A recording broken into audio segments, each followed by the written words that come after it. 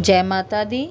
आज मैं आप सबके लिए दुर्गा सप्तशती के षष्ठ अध्याय धूम्रलोचन वध लेकर आई हूँ। आइए श्रवण करते हैं। मैं सर्वज्ञेश्वर भैरव के अंक में निवास करने वाली परमोत्कृष्ट पद्मावती देवी का चिंतन करता हूँ। वे नागराज के आसन पर बैठी हैं। नागों के फणों से सुशोभित होने वाली मणियों की विशाल माला से उनकी दहलता उग्रसित हो रही है। सूर्य के समान उनका तेज है। 3 नेत्र उनकी शोभा बढ़ा रहे हैं। वे हाथों में माला, कुंभ, कपाल और कमल लिए हुए हैं तथा उनके मस्तक में अर्धचंद्र मुकुट सुशोभित हैं। ऋषि कहते हैं, देवी का यह कथन सुनकर दूत को बड़ा अमर्ष हुआ और उसने दैत्यराज के पास जाकर सब समाचार विस्तार पूर्वक कह सुनाया। दूत के उस वचन को सुनकर दैत्यराज कुपित हो उठा और दैत्य सेनापति धूम्रलोचन से बोला, धूम्रलोचन, तुम शीघ्र अपनी सेना साथ लेकर जाओ और उस दुष्टा केश पकड़कर बलपूर्वक यहाँ ले आओ।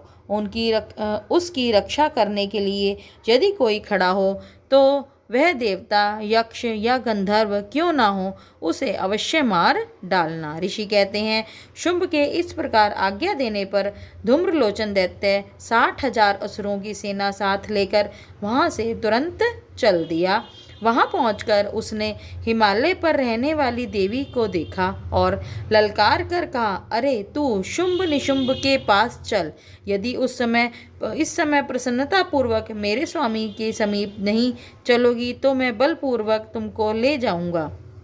देवी बोली, तुम्हें दैत्य ने राजा ने यहाँ भेजा है। तुम स्वयं ही बलवान हो और तुम्हारे साथ विशाल सेना भी है। ऐसी दशा में यदि मुझे बलपूर्वक ले चलोगे तो तुम्हारी क्या कर सकती हूँ। ऋषि कहते हैं, देवी के यूँ कहने पर असुर धूम्रलोचन उनकी ओर दौड़ा। तब अंबिका ने हुम शब्द के उच्चारण मात्र से उसे भस्म कर दिया।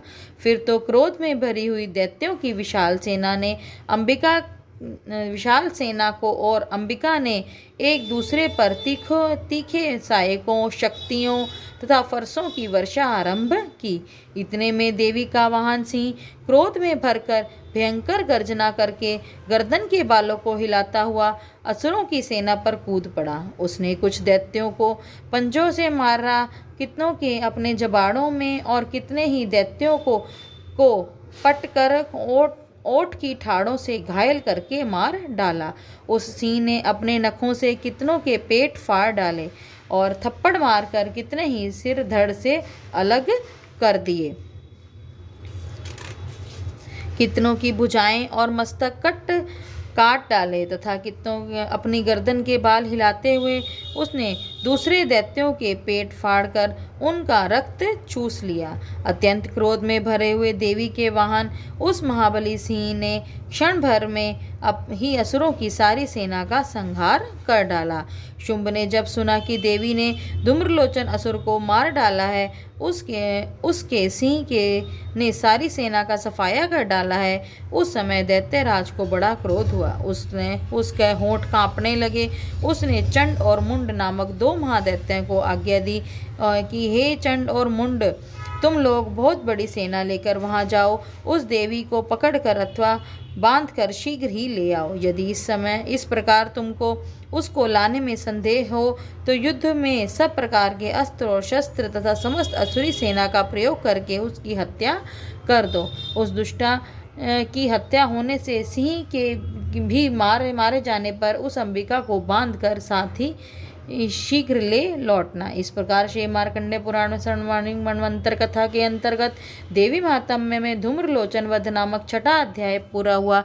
बोल श्री माता रानी की जय। यदि आपको ये मेरी वीडियो अच्छी लगे तो प्लीज़ मेरे चैनल को लाइक, शेयर और कमेंट जरूर करें और सब्सक्राइब भी करें। धन्यवाद।